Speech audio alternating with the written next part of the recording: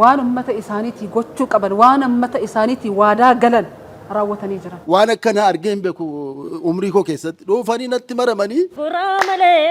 Guraa malee kee qabbaniin jiru gubaa malee atalkaniin nuftu guyyaa malee.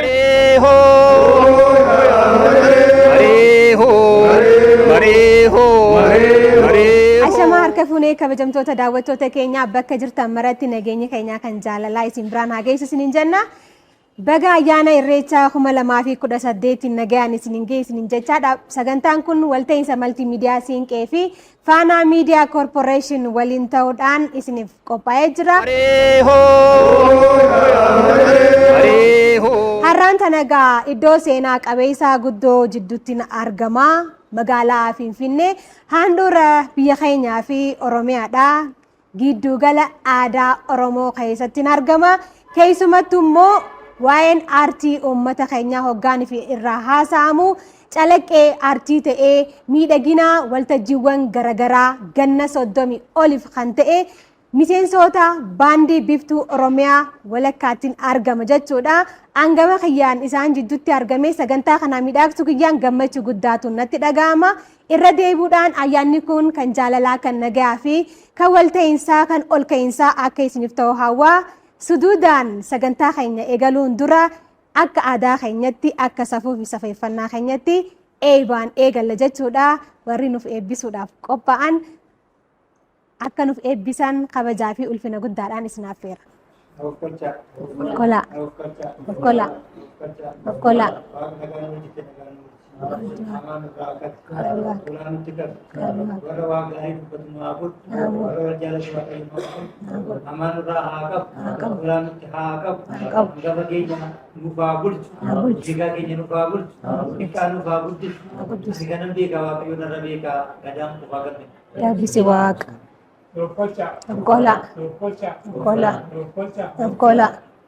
Nagaan nuulchi nagaan nu bulchu.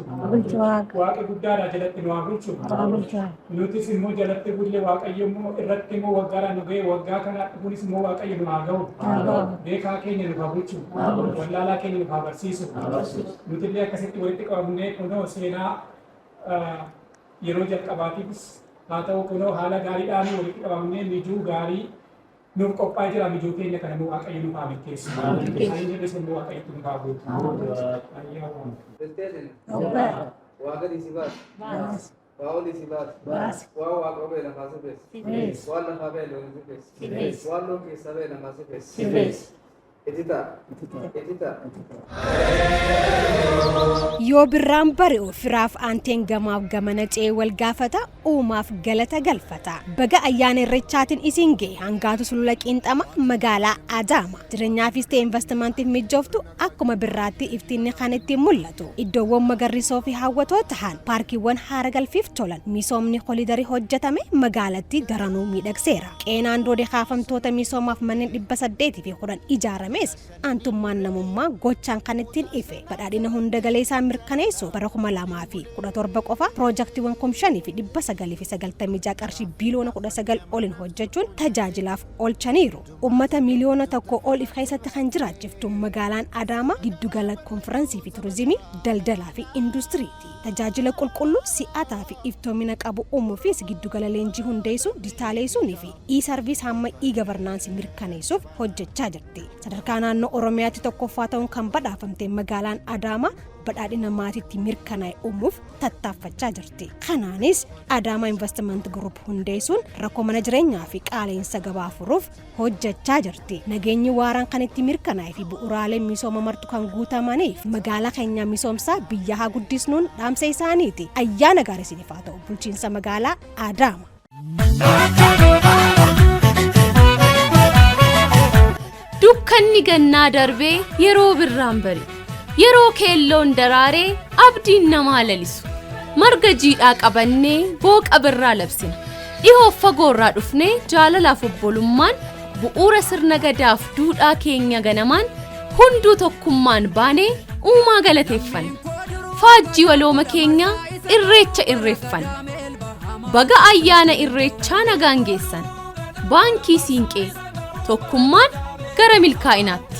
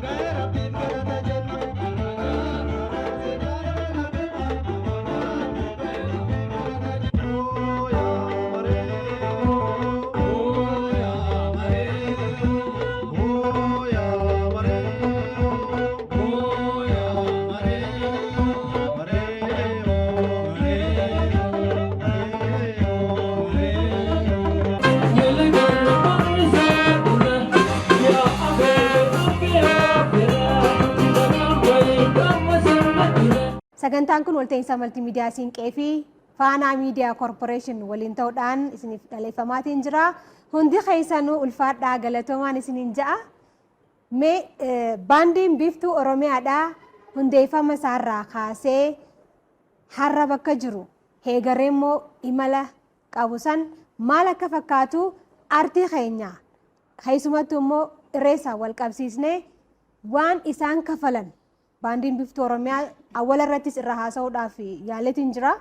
Irreessa arra ga'e kanaafuu gahee olaanaa warra qabu warra miidhagsaa ture jechuudha. Kanaafuu hundeeffama isaarraa kaasnee hanga heegaree isaatti irra haasa'uu deemna. Hunda keessaa oofnee yeroo nu ga'u baatullee gaggabaabsineetuma bohaaraa ittiin bashannanaa waa hedduu irraa horatanitti hamma maayii sagantaa keenyatti nu waliin turan affeerraa keenya. Baandiin biiftuu Oromiyaa waggaa hundooftuu baandii biiftuu Oromiyaan jedhamtu karaa adda addaati walitti dhufeeti baandii biiftuu Oromiyaa ta'e jechuudha. 83 yeroo yaadaggalu san jechuudha. Ani amma Arsii Roobirraa hin dhufe, Arsii Asallaan jira, Iluu Abbaa Booraa jira, Awusoo Oppidiyoo kan jedhamus jira jechuudha. Kanarraa walitti makameet baandii biiftuu Oromiyaa ta'e. Arsii Roobirraa kaanee Taaxaggalle jechuudha. Taaxaggalleeti hojiin nuti hojjennu hojima kan keenyadha. Yeroo san Roobis addatti hojjeta, Asallaan addatti hojjeta, Oppidiyoon addatti, kan Iluu Abbaa Booraa sunis addumatti hojjeta jechuudha yeroo san. Saniin booda 84 dhumarratti haaromsi godhame.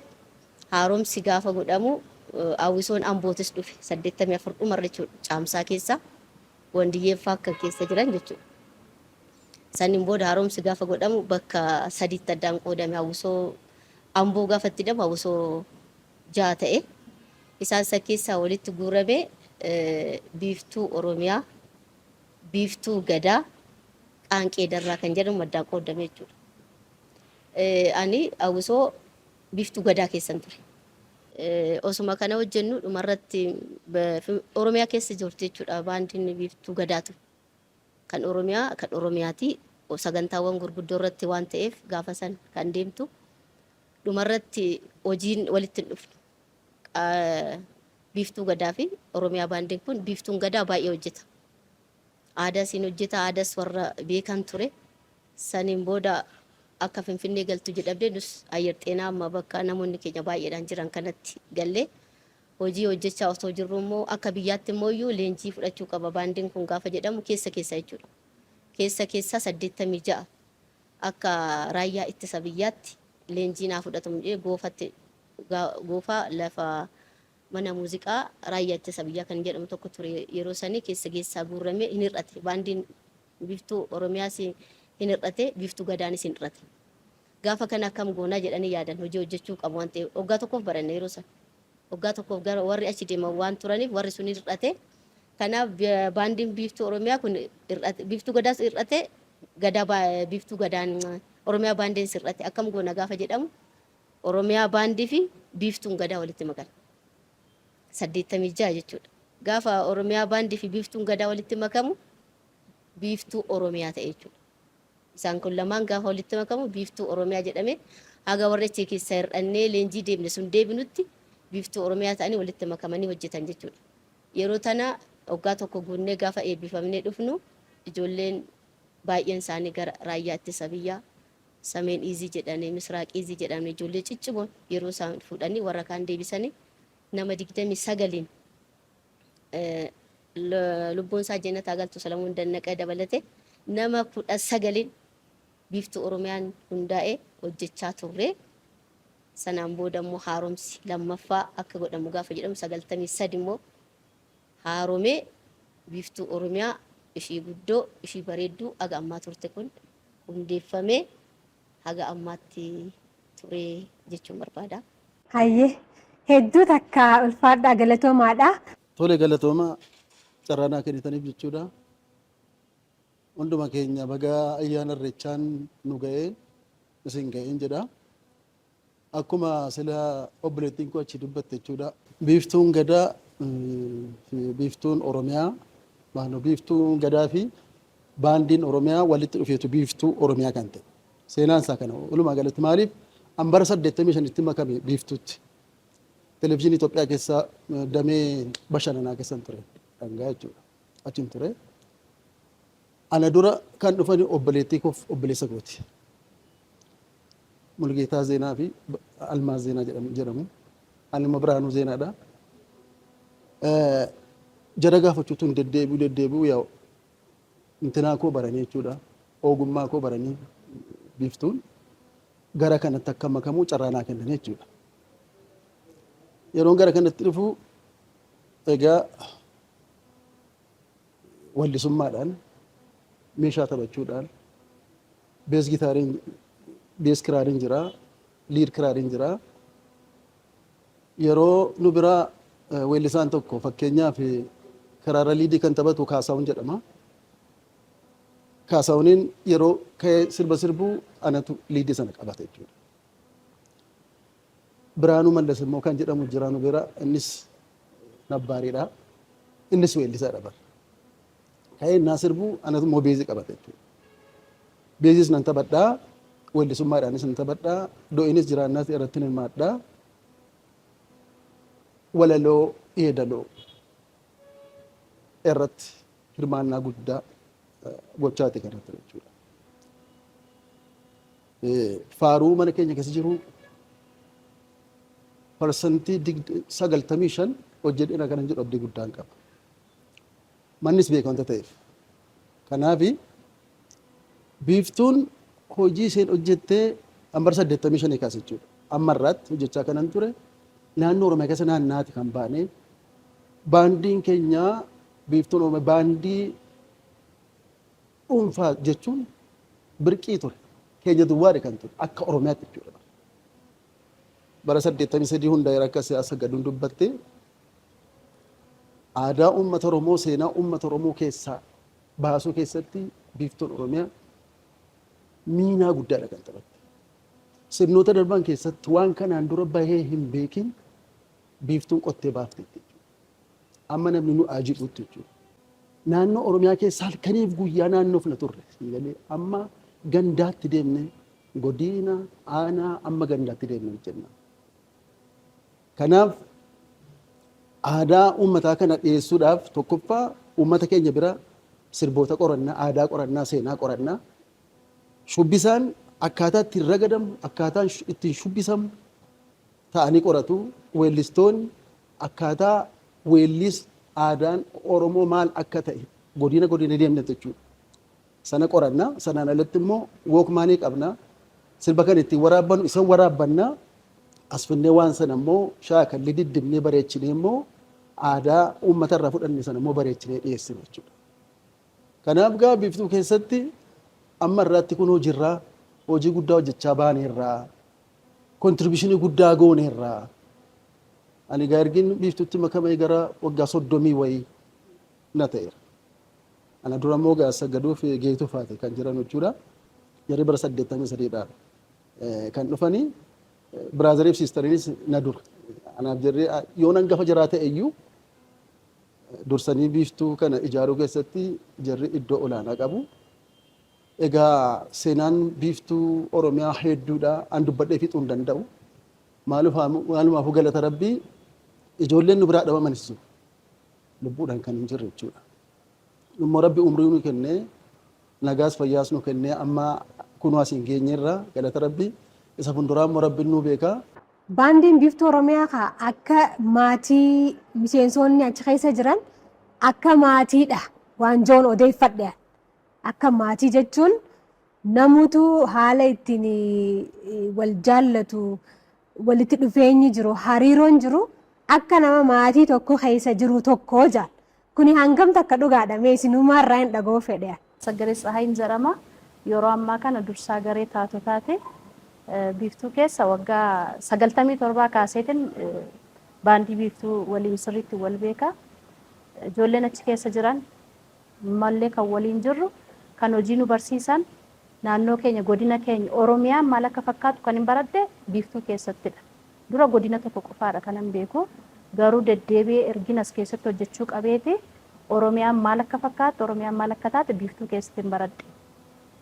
Jireenya illee biiftuu keessaa fudhadhee ba'ee jechuudha hin danda'a maaliif hin waamamnee hin dhufna namni waliin beeku yeroo dhuftu Oromiyaa keessa kan jiran maraa wajjin wal argita asumatti nama wajjin wal barta akka carraallee dhuunfaa ta'ee abbaa warraa koo kan hin argadhe biiftuu keessatti dhaabbate jechuudha. Hojii akkaataa kamiin akka wal barsiisnu yeroo hojii walitti dubbannee wal qabsiisnee booddee immoo waliin kan gammannu aadaa uummata Oromoo kana guddisuuf dagaagsuu keessatti gahee guddaa akka inni qabu gajjallaa makaaseen gammatti beekeetiin kan hin dhufe nan beeka. Har'as immoo amma kanarra akka ga'u kan taasise jalqaba mata dureen biiftuudha jechuun nan danda'a. Irra deebi'uudhaan baga ayyaana irreechaatiin isinin ga'e isinin jechaa sagantaan kun walta'iinsa maltiimiidiyaa siinqee fi faanaa miidiyaa koorporeeshin waliin ta'uudhaan isiniif qophaa'ee isiniif dhaleeffamaatiin jira. Hamma maayyii sagantaa keenyatti turtiin teessan waliin haa ta'uun isinin ja'a. Sagantaa kana ispoonsara kan nuuf godhee bulchiinsa magaalaa Adaamaati. Bulchiinsi magaalaa Adaamaa aadaa hiyyaa heegareedhaaf hin dhaalchifadha jechuudhaan baga ayyaana irreechaatiin isin ga'e isinin jechaa jira. Itti dhiyaadhaan isinin ja'a. Yoo birraan bari'u firaaf aanteen gamaaf gamana ce'ee wal gaafata uumaaf galata galfata. Baga ayyaana irreechaatiin isin ga'e hangaatu sulula qiinxama magaalaa Adaama. Jireenyaafis ta'e investimantiif mijooftu akkuma birraatti iftiinni kan ittiin mul'atu. Iddoowwan magariisoo fi hawwatoo ta'an paarkiiwwan haara galfiif tolan misoomni kolidarii hojjetame magaalattii daranuu miidhagseera. Qeenaan doodee kaafamtoota misoomaaf manneen 810 ijaarames aantummaan namummaa gochaan kan ittiin ife. Badhaadhina hunda galeessaa mirkaneessu bara 2017 qofa piroojaktiiwwan 5,996 qarshii biiliyoona 19 oliin hojjechuun tajaajilaaf oolchaniiru. Uummata miliyoona tokko ol if keessatti kan jiraachiftu magaalaan Adaamaa giddugala konfiraansii fi turizimii, daldalaa fi industiriiti. Tajaajila qulqulluu si'ataa fi iftoomina qabu uumuufis giddugala leenjii hundeessuun dijitaaleessuunii fi e-sarviis hamma e-gavarnaansii mirkaneessuuf hojjechaa jirti. Sadarkaa naannoo Oromiyaatti tokkoffaa ta'uun kan badhaafamte magaalaan Adaamaa badhaadhina maatiitti mirkanaa'e uumuuf tattaaffachaa jirti. Kanaanis Adaamaa Investment Group hundeessuun rakkoo mana jireenyaa fi qaala'insa gabaa furuuf hojjechaa jirti. Nageenyi waaraan kan itti mirkanaa'e fi bu'uuraaleen misooma martu kan guutamaniif magaalaa keenya misoomsaa biyya haa guddisnuun dhaamsa isaaniiti. Ayyaana gaarii isiniif haa ta'u bulchiinsa magaalaa Adaama. Misoomsonni baandii biiftuu Oromiyaadha. Kana qofa akka hin taane akka hubattaniin barbaada. Isaan warra amma asitti agartan kun mataansaa dadhabbii hedduurraa kabajumaa isiniif qabanirraa as nu jidduutti argama waan ta'eef artiist Asaggadee Cintalee garuu gamanumaan kanarraa hanga tokko akka irraa haasa'uun fedha. Iccitiinsaa maal? Dubartii ta'anii artiistii ta'anii ifiif artii kana keessatti ganna meeqaan tapha osoo waan takka irraan sharafatiin dhaloota jaaraa daa'imman leenjisaa heegareedhaaf artii kana dhaalchisaati. Ilma ifii immoo barsiisuurraa guddisuurraa dabre ogummaa dhaalchisuun iccitiinsaa maali hajoo kana warri hedduun ka daawwatan sirraa barata waan ta'eef maal waanuma xiqqashorra nu haayi. Dhaloota dhaalchisuun kanuma jiru mucaan ani dhale jira sani dhala immoo kan ogummaan qaba waan ta'eef suni beekamaadha. Garuu mucaan koo gaafa asitti galu nuti abbaa manaa koo wajjin as keessa jirra waan ta'eef yeroo tokko shubbisaa dhabnee rakkanne 8,206 akkasii haasofna hin dubbatu mana keessatti. Idaan odoon hin beekne leenji'aa ture beeraawi tiyaatiriitti galee jechuudha. Hin barate jennee dhiisna idaan inni leenji'a. Achi amma hin haasofnaa eenyu akkatti qaxarraa yeroo tokko ijoolleen tokko nu rakkisanii baasnee kontiraataa waan ta'eef ji'a 3 gaafa guutan baasnee amma bakka isaanii nama guuttachuudha qabna jennee haasofnu waa'ee hojiiti waa'ee biiftuuti isa dhugaa jennee haasofnu maan dubbanneen callisee baanee manatti dhiisnee baane jennaan aseenaan jedhe isatti hin dubbatu sodaata nan dhufaa jedhe maal gootannaan nan qaxarama achitti hojjedhaa naan jedhe hin dhufin jedhe loleen bara deemiti hin dhufin jennaan dhufe yeroo laatamonis jira nafsee isaa maaru wal qarammaa jira achi dhufe akkas bahee Meeksikoo jirra yeroo sanoo akkas bahu balbala banatee ol seen nan rifadhe mucaa dhoowwine maal gochuu dhufe jedhe achi laatamoon jedhe laatamootti dhiyaadha laatamoo mucaan asitti hojjedha jedhe dhufe maal wayyaa jennaan dhiisi haa baratu deeme naan jedhe baratee barumsa yeroo san 10 barata haa baratu deeme naan jedhe achi dhufe immoo immoo muhachisuun barbaanne caakkooti waan ta'eef amma dhufe akkamitti rifachise itti dhiise amma warqaalammaa bira dhaqee warqaalammaa akkas jedhee dhufe maali mucaan jennaan haa hojjetu ka naan jedhen haa hojjetu mucaa ijoollee kiis gaafa gaanii hojjetani haa hojjetu ka naan jedhe achi dorgommitti haa dhiyaatu illee ijoolleenis ilaalan wajjumaan guddisan waan ta'eef ijoolleen hin beekuni ijoolleen yeroo isaa shubbisarra turan wajjin taphataa turan duraan na wajjin deemu jechuudha. Ofitti dhiyeessanii hin galee hin hojjete dorgomee darbu jedhamee dorgomee darbee. Maaltu sitti dhaga'ame amma hoggaanii fi isaan argitu miira akkamii sitti dhaga'ama? Ani baay'een gammada. Soonni soo hojjetu wal kabajuu hin hojjetu hojiis hin kabaju waan hojjetanis hin kalaqus waan kalaqaniifis immoo baay'een itti gammada. Edaa waan akkasiitiin qabaa jedhees yeroo hin gammadutu jira jechuudha lachuu hin kalaqu. Hayyee ulfaadha irra deemuudhaan baga ayyaana irreechaatiin isiniin geessiniin jenna. Akkuma agartanii nuti bashannanaa jirra isinis bakka jirtan maratti isinitti haa tolu isiniin jenna. Turtiin keenya ammallee gana hin tuqamne gana goofata hedduutu itti aanu deema. Hamma maayyii sagantaa keenyatti nu waliin turan affeerraa keenya. Miseensota baandii biiftuu Oromiyaa waliin shaashambaa jechaa jirra. Isinillee isinitti haa toluun isiniin jaa ammoo buna onnachaati daabboo keenya immoo afaan kaayyachaa. Bashannanni keenya itti fufa jechuudha. Turtii gaariin isiniif haa ta'u.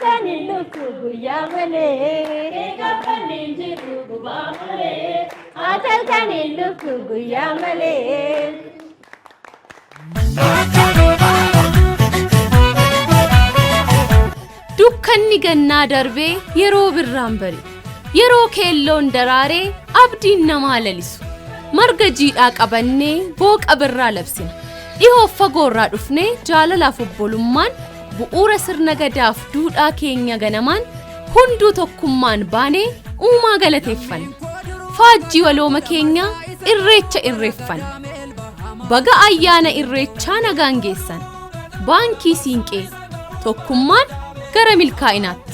Hayyeekaa irra deebuudhaan ayyaanni kun kan nagayaa kan jaalalaa kan ol ka'iinsaa ibtina daran kan ittiin baanu rabbi nuuf haa godhuun isiniin ja'a. Sagantaan kun walta'iinsaa maltiimiidiyaa siinqee fi faanaa miidiyaa koorporeeshin waliin ta'uudhaan qophaa'ee isiniif dhaleeffamaatiin jiru har'aan tanagaa handhuura biyyattii fi Oromiyaadha magaalaa Finfinnee giddugala aadaa Oromoo keessatti argamuudhaan Miseensota baandii biiftuu Oromiyaa waliin taane ayyaana irreechaa daranuu miidhagsuu jirraati. Hamma maayyii sagantaa keenyatti nu waliin turan affeerraa keenya. Kanama baandii san hundeeffamarraa kaasee beeku tokkotti kaayyoon san maal ture mee akkamittiin nuuf ibsitan? Kaayyoon inni guddaa aadaa uummata Oromoo itti baasuun isa awwaalamee ture. Qabsoonis akka intinitti godhamaa ture, gaggeeffamaa ture. Aadaa uummata Oromoo isa awwaalamee ture sanii uummata itti baasuudha. Hayyee hedduu takka ulfaadhaa ammallee umrii dheertuu fayyaa guutuu wajjin isin haa kanuun isiniin ja'a. Qajeela malee nama baaftuu dabalee eegguma ta'aatiin moolee jiralee boo. Qajeela malee nama baaftuu dabalee eegguma ta'aatiin moolee jiralee. Na jalaa kaasi gubuu baarakiyaa. Saree malaatu malee nyaatu ollaa. Baarakiyaa na jalaa kaasi gubuu. Maaltu na dhoowwa karaa keessa dhufuu.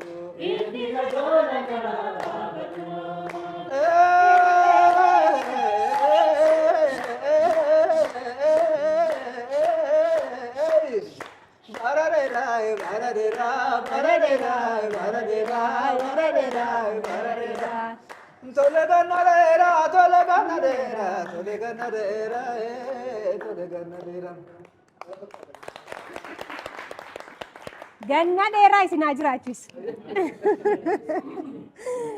Hayyee artiist Adam Borilee haa hedduu nu bohaarsee jira.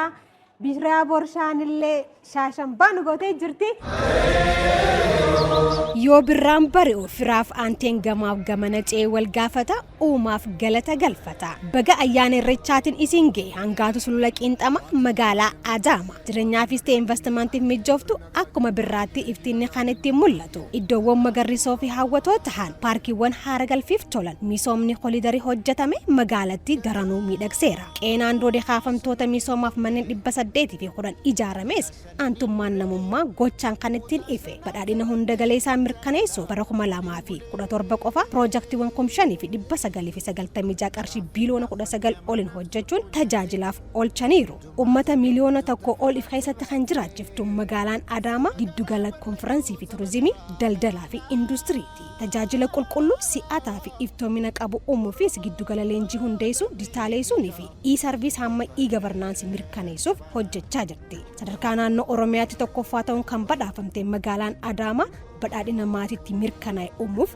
tattaaffachaa jirti. Kanaanis Adaamaa Investment Group hundeessuun rakkoo mana jireenyaa fi qaala'insa gabaa furuuf hojjechaa jirti. Nageenyi waaraan kan itti mirkanaa'e fi bu'uuraaleen misooma martu kan guutamaniif magaalaa keenya misoomsaa biyya haa guddisnuun dhaamsa isaaniiti. Ayyaana gaarii isiniif haa ta'u bulchiinsa magaalaa Adaamaa. Hayyee kabajamtoota daawwattoota keenya sagantaan kun walta'iinsa maltiimiidiyaa Siinqee fi Faanaa Miidiyaa Korporeeshin waliin ta'uudhaan kan isiniif dhaleeffamaatiin jiru.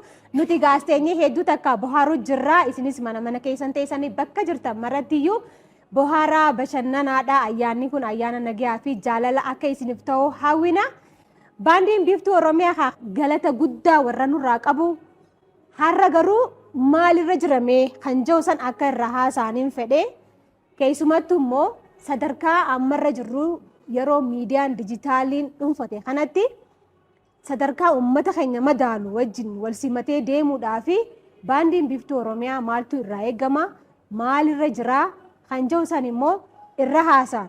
Jenereeshinii shaniitu jira naan jaan ankaleessa har'aa fi boojeetiin ka'ee hanguma har'aatu jenereeshinii shanan kun sa'aatii muraasa nu qabnu kana keessatti hunda dho'inee hin dandeenyu waan ta'eef waanuma har'arra jirruu fi heegareen keenya immoo maal ta'uu qaba kan jawsan gaggabaabsinee irraa haasa'inaa. Hundumti keenya iyyuu baandiin biiftuu Oromiyaa jalqabaa kaasnee haga ammaatti dhumnee asii hin geenye jenereeshinii kanaa fi oolmaa guddaa oolame mootummaadhaafis uummata keenyaafis bu'aa jijjiirama aartii Oromoo guddisuu irra darbee jijjiirama aartii biyyaa keessatti humna namaaf loojistikiidhaan dabalatee waan gurguddaa galmeessuu deemaa jiru kana keessatti galata guddaa mootummaa fi uummata naannoo Oromiyaatiif illee galata galchuu barbaanna. Yaaduma wal fakkaatu kanarratti keessumattu immoo shubbistoota kumaantamaan lakkaa'aman leenjisuu keessatti baandiin biiftuu Oromiyaadhaa gahee olaanaa qaba. Achi keessatti ijoolleen teenya leenjitee baateellee dhuunfaa isaaniitiin ijoollee dargaggoota fi shamarran hedduu oomishuu keessatti gahee olaanaa qaban. Isaan keessa obboleeyyan kiyya lama wal cinaa fuullee kiyya kanatti natti mul'atanii. Galatoomaa baga rabbiin irreecha bara 2018 nu geenyedha. Maqaan kiyya Sirneessaa Tarraamuu jedhama. Kan inni dhufe Shawaa Lixaati, Amboo. Gaheen kiyyas keerogiraaferaa fi leenjisaa shubbisaati. Naannoo Oromiyaa keessatti godinoonni naannoo Oromiyaa shubbisiin argadhe kan hin beeke as mana kanatti baandii biiftuu Oromiyaa keessatti jechuudha. Innis baandii biiftuu Oromiyaa jechuun Oromiyaadha. Godina hundarraa warra dhufeedha. An akka naannoo kootiitti yeroon as dhufu Shawaa malee hin beeku. Asitti naannoo Oromiyaa hunda kan hin baradhe jechuudha. Amma immoo sadarkaa Oromiyaa irra darbee kan sabaaf sablammiitu barsiisaan jira waan ta'eef manni kun gumaacha guddaa karaa ogummaa aartiitiin naa kenneera. Anis akkan irraa argadhetti immoo waan sana fuudhee qabadhee taa'uu osoo hin taane ijoollee hedduu karaa baandii kanaatiin leenjiseera.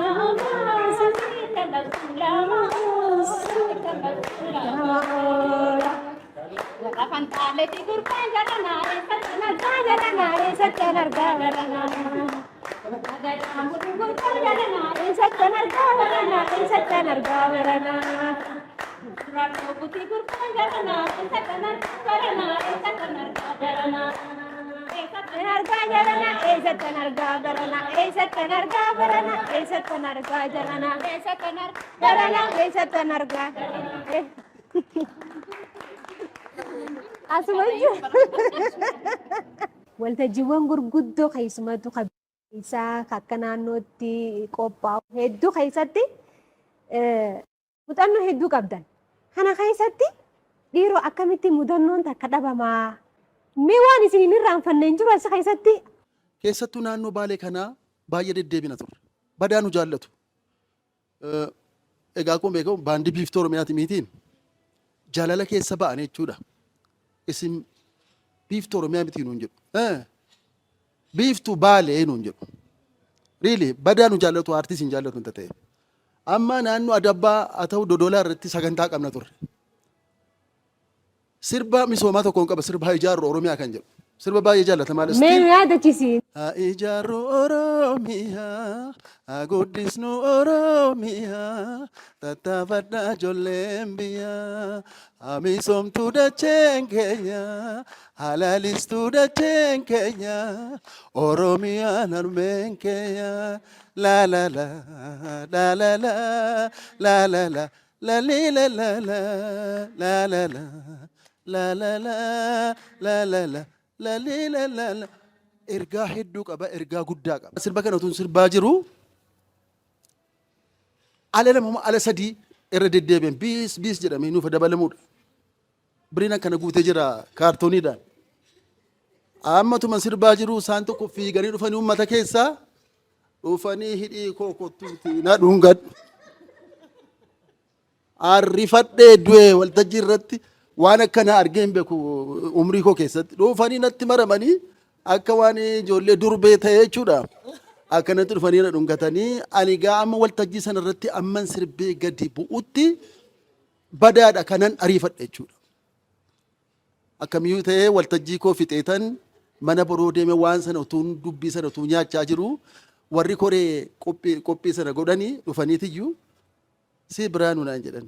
Aadaan biyya kanaa namni innaa nama hedduu nama jaallatanii jaalala jaraa kan ibsanu akkanatti gara kan biraatti illaalinii naan jedhanii. Suudaanitti mootummaa Asaffaa kan jedhamutu nu fudhatee deemee barasan akkasumatti wannoo mana tokko keessa ciifna. Geetuunis ni jira, sirneessaan jira. As akkasitti ciifna. Iddoon kun geengoodha, eesiin ni jira, ventileeteriinis ni jira. Hinoo waan ta'eef duwwaa ciifna achi. Bal'aa akkanaati. Gamanaan geetuu fa'aadha. Gamanaan nuyi obbo Diimaa fi obbo Asaffaa fa'aan mootummaa fa'aan asiin ciisu. Aliin geetu maddee ciiste. Alii yeruma hunda yoo ittoo taa'uu hin danda'u. Firaash irratti bishaan naqaa inni hin daffa. Waan midhaan bishaan kun immoo ooyi kan irraa dhoowwu seetet midhaan sirriitti nyaatti. Alii sirriitti nyaata. Geetuun baay'isiniidhaan midhaan kana adabala. Amma inni osoo kana godhu aliin deemaa bula. Ala keessa teessoo irra taa'an akkanaa jira. Duwwaasaa paantii qofa godhateet duwwaasaa kanarra akkasitti gadi jedhee ciisa halkan. Dubartoonni dabuufi dhufan kun ilaalu fincaa'uu didaniit maaliif fincoofne jedhaniin yoonee nagarri zaagatanii qabu. Hullee dammoo laliit ነው የሚተኛው jedhan. Achi indee biti halkan sana aliin hin dhufa. Amma dhufeet rafni halkan jechaadha naannoo sa'a 8 ta'a. Geengoo jira eesii kanatu asii baa ventileeteriin asii bakka ciinu kana zuura kana gidduu wannoo jira. Lafa jira. As achis gamana moo hin ciciifna gidduu dhaabbattee duwwaa ishee jecha akkana duwwaa qorru san ofitti wannoo itti. Duwwaa gurraacha paantii qofa uffateeti. Obbo mootummaa suuta jedheet in argee waan akkana ta'u.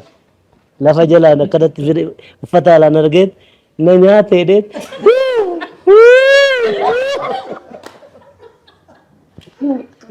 Jaarsi.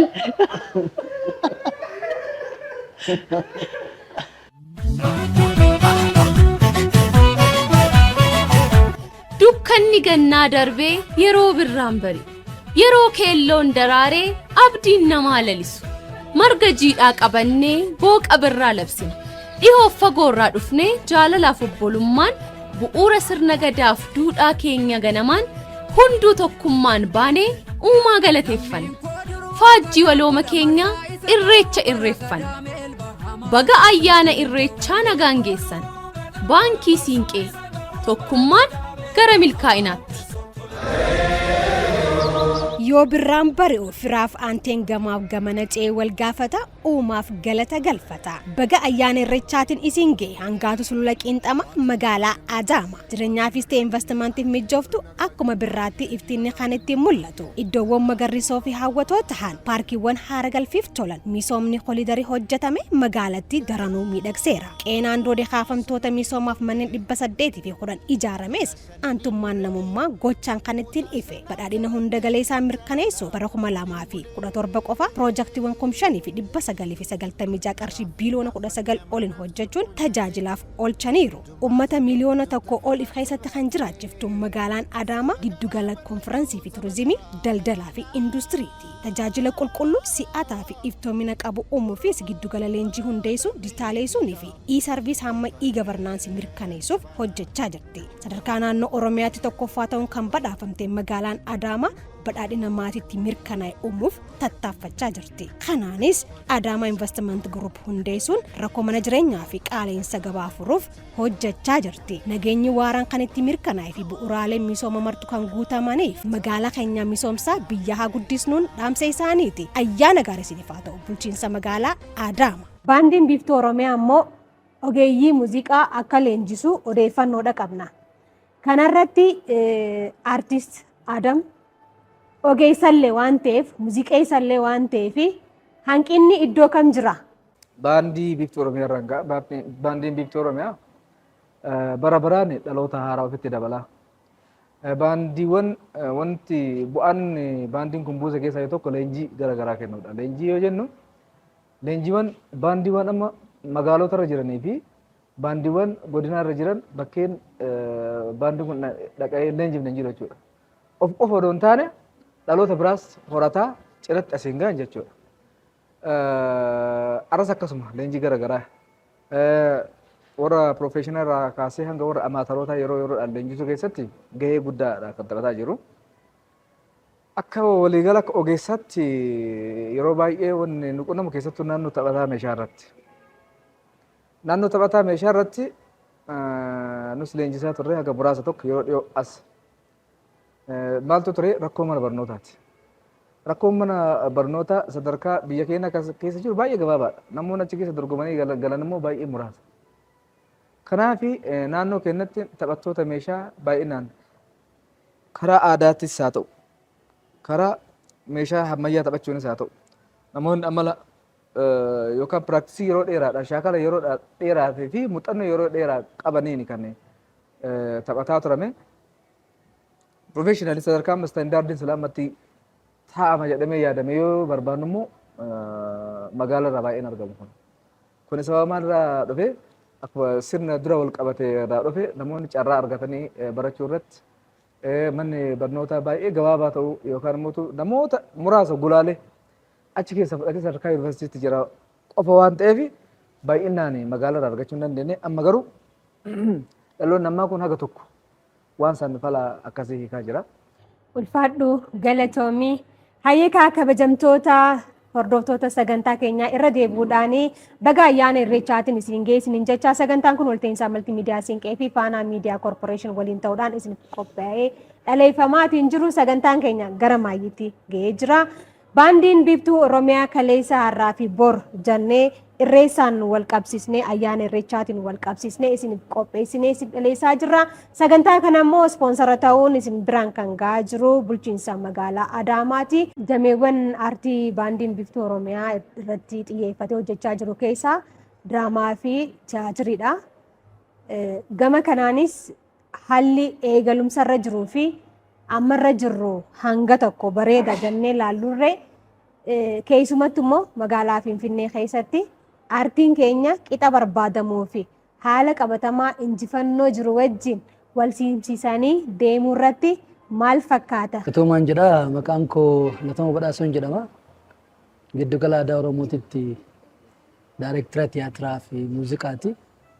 Akka giddugala aadaa Oromootitti akka manaajimentii hooggansa keenyaatti yoo laallu hojiin hojjetamaa jiruu fi akkaataa itti deemaa jirru dorgommii amma addunyaa keessa jirtu kana wal qabate haalli itti keessa jirru baandii biiftuu Oromiyaa akka abdii namaa kennuu fi kun ammoo tarkaanfii tokko lamooti daballe booda ammoo aartii addunyaa akka kotoo biyyoota Chaayinaa akka Hindii kaasaa turre baay'een isaa guddannee keenyas aartii Itoophiyaa keessatti akkasuma keessattuu aartiin Oromoo kun sadarkaa dorgomaa ta'e akka biyyaatitti haalli itti deemu ta'e jechuudha. Kana keessatti wanti baay'ee irratti hojjetaan turre keessattuu naannoo tiyaatiraa fiilmii irratti sochiin ture laafaadha. Waggoottan darban garuu akkaatuma amma humna argaa jiru kanaan ijoollee baay'ee leenjisuudhaan naannoo kanattis keessattuu akka biyyaatti baay'ee leenjii fiilmii hin jalqabne yeroo jalqabaatti giddugala aadaa Oromoo fiilmii leenjisuudhaan dargaggoota baasuu irratti argama. Gama tiyaatiraatiin immoo mana tiyaatiraa hin qabnu ture giddugala aadaa Oromoo hundaa'e ammoo diqqaatullee manni tiyaatiraa tokko kan jiruu fi naannoo diraamaa fi tiyaatiraa kanatti illee hojii hojjetamaa jiruu fi asirratti illee ammoo riifoormii geggeeffameen ogeessa gahaan qabu ture yeroo ammaa kana dameen kun qofti dameen tiyaatiraa yookaan fiilmii jennu kun gara ogeessota 50 haga 60 dura garee ta'ee socho'aa ture amma mataa ofii danda'e ammoo daayirekteetiin sadarkaa itti hundaa'eetitti innis mataa isaa sadarkaa guddatee haalli itti deemaa jiruu fi hojjechaa jiru kan jirudha.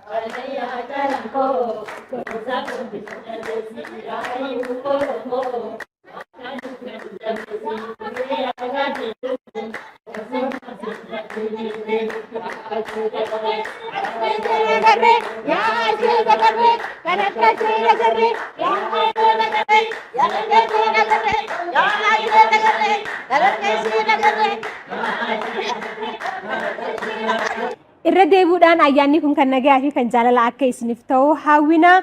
Sagantaan kun walta'iinsa maltiimiidiyaa Siinqee fi Faanaa Miidiyaa Koorporeeshin waliin ta'uudhaan magaalaa Finfinnee giddugala aadaa Oromoo achi keessatti argamuudhaan miseensota baandii biiftuu Oromiyaa waliin taanee sagantaa bohaarsaa bashannansiisaa fi akkasumattis barsiisaa ta'e ayyaana irreechaa 2018 sababeeffachuudhaan qopheessine isiniif dhaleessaatiin turre amma immoo gara maayyii sagantaa keenyatti geenyee jirra. Sagantaa kana ispoonsara kan isiniif godhee bulchiinsa magaalaa Adaamaati. Magaalaan Adaamaa hangaatu sulula Qinxaamaa kan taate guddina saffisaa fi ariifataa irratti kan argamtu.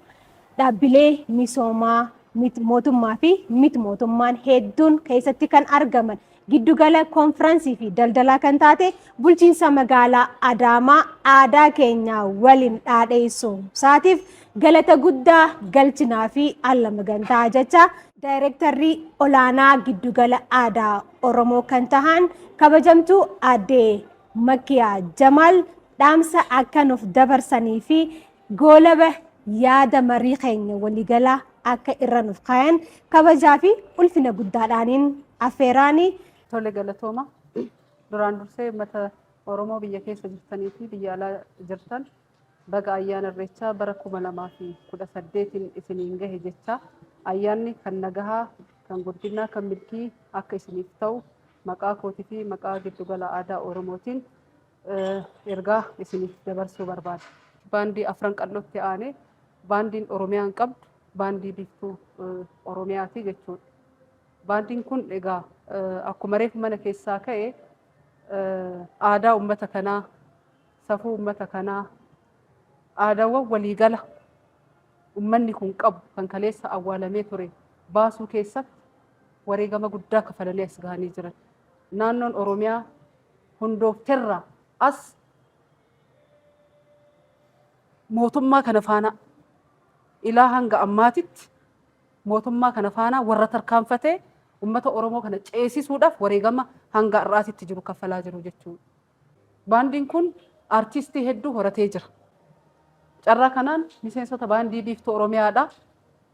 Maqaa kootiif maqaa giddugala aadaa Oromootiin galata guddaa isiniif galchuu barbaada. Baandiin biiftuu Oromiyaadha. Artistoonni buleeyyiin hundeeffamarraa jalqabee ilaa hanga ammaa jiran waan ummata isaaniitii gochuu qaban, waan ummata isaaniitii waadaa galan raawwatanii jiran. Qabatamaanis argisiisanii jiran. Kana yoo jennu asumaanuu mootummaa naannoo Oromiyaa keessattuu pirezidaantii Shimallis Abdiisaa galata guddaa galchuufii barbaada. Arfan qal'ootti aanee baandiin Oromiyaan qabdu baandii biiftuu Oromiyaati waan ta'eef jecha jalqabarraa baandii biiftuu Oromiyaa riifoormi gochuu danda'uu qabaa jedhe. Itti aansee cabni keenya guddaan akkuma biyyaatittuuyyuu baay'ee siyaasni keenya aartiidha yoo hin dabaalamne eessayyuu gahuun hin danda'amu. Aartiin biyya diiguu danda'a, akkuma san biyya ijaaruu danda'a. Sisseessituun siyaasa biyya kanaa, sisseessituun hawaasummaa biyya kanaa, sisseessituun dinagdee biyya kanaa aartiidha waan ta'eef jecha ijoon dubbii bakkeen ani itti cabe aartii irratti waan ta'eef baandii biiftuu Oromiyaa riifoormi gochuu qaba jedhee qarshii biiliyoona 1 ramadeet riifoormiin akka gaggeeffamu kallattii kaahee jechuudha. Waliigala isaa yoo kaasu faajjii sagalee uummata Oromooti yooniin jedhe ittiin saalfadhu waan jedhu kana taasii barbaadanii. Hangafoota keenya galatoomaa.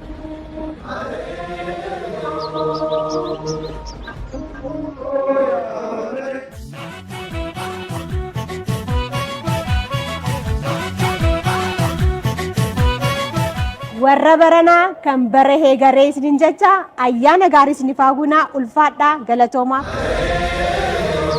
Yoo birraan bari'u firaaf aanteen gamaaf gamana ce'ee wal gaafata uumaaf galata galfata. Baga ayyaana irreechaatiin isin ga'e hangaatu sulula Qinxaamaa magaalaa Adaama. Jireenyaafis ta'e investimantiif mijooftu akkuma birraatti iftiinni kan ittiin mul'atu. Iddoowwan magariisoo fi hawwatoo tahan paarkiiwwan haara galfiif tolan misoomni kolidarii hojjetame magaalattii daranuu miidhagseera. Qeenaan doodee kaafamtoota misoomaaf manneen 810 ijaarames aantummaan namummaa gochaan kan ittiin ife. Badhaadhina hunda galeessaa mirkaneessu bara 2017 qofa piroojeektiiwwan 5,996 qarshii biiliyoona 19 oliin hojjechuun tajaajilaaf oolchaniiru. Uummata miliyoona tokko oliif keessatti kan jiraachiftu magaalaan Adaamaa giddugala konfiraansii fi turizimii, daldalaa fi industiriiti. Tajaajila qulqulluu si'ataa fi iftoomina qabu uumuufis giddugala leenjii hundeessuun dijitaaleessuunii fi e-sarviis hamma e-gavarnaansii mirkaneessuuf hojjechaa jirti. Sadarkaa naannoo Oromiyaatti tokkoffaa ta'uun kan badhaafamte magaalaan Adaamaa badhaadhina maatiitti mirkanaa'e uumuuf